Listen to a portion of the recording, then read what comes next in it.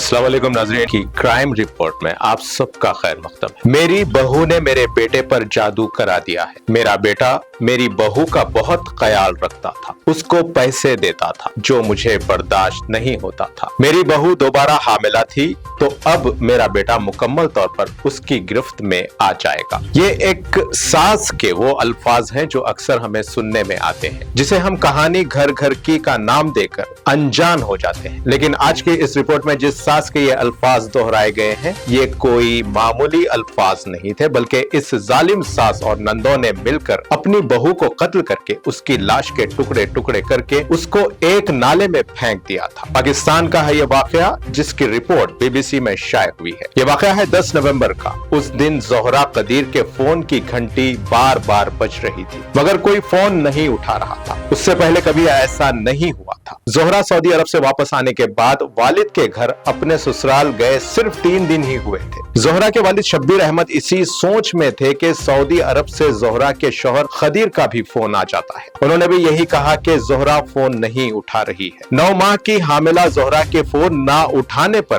परेशान होना फितरी बात थी, मगर उनके वहम व गुमान में भी ये ना था कि ज़ोहरा के साथ उनकी सास और नंदों ने क्या जुल्म किया है। आपको बता दें कि ज़ोहरा की सास ज़ोहरा की सगी खाला भी थी और नंदे कजन सिस्टर्स होती। पाकिस्तान के इलाके डस्का में जब ज़ोहरा खदीर पर किए गए जुल्म का राज अफशा हुआ तो पूरा इलाका इस होलनाक वारदात से सकते में आ गया था। ज़ोहरा खदीर को जब कत्ल किया गया तो वो न सिर्फ एक 2.5 साल के बच्चे की मां बल्कि 9 माह की हामिला भी थी। शब्बीर अहमद जब ज़ोहरा के ससुराल पहुंचे तो सास और नंदों ने कहा कि ज़ोहरा पैसा और जेवर लेकर घर से भाग गई है। उसके बाद शब्बीर अहमद फौरी पुलिस में शिकायत दर्ज करवाते हैं। इसके बाद सास और नंदों को पुलिस 3 रोज की रिमांड में ले लेती है। इस रिमांड में सास और नंदे अपने जुर्म को कबूल कर लेते हैं और कहते हैं कि एक रिश्तेदार की मदद से हमने ज़ोहरा को कत्ल करके उसकी लाश के टुकड़े करके एक नाले में फेंक दिया है। इन जालिमों ने इस होलनाक कत्ल की दास्तान कुछ इस तरह बताई कि रात में जब ज़ोहरा कंबल ओढ़कर सो रही थी तो उसकी सास ने उसकी टांगों को पकड़ा और ननद ने बाजुओं से उसको जकड़ लिया और दूसरे रिश्तेदारों ने कंबल मुंह पर रखकर उसको दबा दिया, जिससे दम घुटने के बाद ज़ोहरा की मौत वाक़ई हो गई। कत्ल करने के बाद तेज धार आले से उसके जिस्म के टुकड़े कर दिए गए। सबूत को मिटाने के लिए उन दरिंदों ने लाश के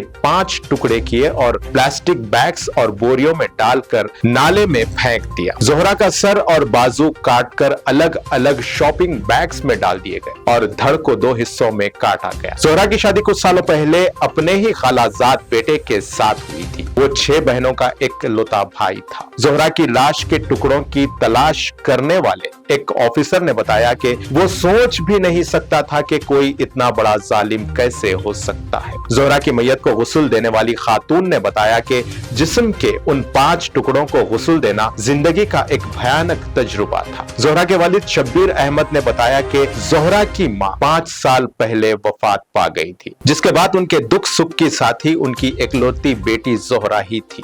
ये कहते हुए शब्बीर अहमद की आंखों में रुके हुए आंसू ढलक कर उनके गालों पर आ गए। उन्होंने मजीद कहा कि मैं इन जालिमों को कभी माफ नहीं करूंगा और उनको उनके अंजाम तक पहुंचा दूंगा, मगर मेरी बेटी की याद एक पल भी मुझे चैन लेने नहीं देती। नाज़रीन, इस पूरी वारदात में आखिर कसूर किसका है? ज़ोहरा के शौहर कदीर का, सास का, नंदों का, या फिर मासूम ज़ोहरा का, या फिर हमारे समाज और उसके दकियानुसी सिस्टम का? आप कमेंट करके इसका जवाब दें और देखते रहें कि स्पेशल रिपोर्ट्स और ताज़ा खबरें। और अब मुझे दे इजाजत। अल्लाह हाफिज।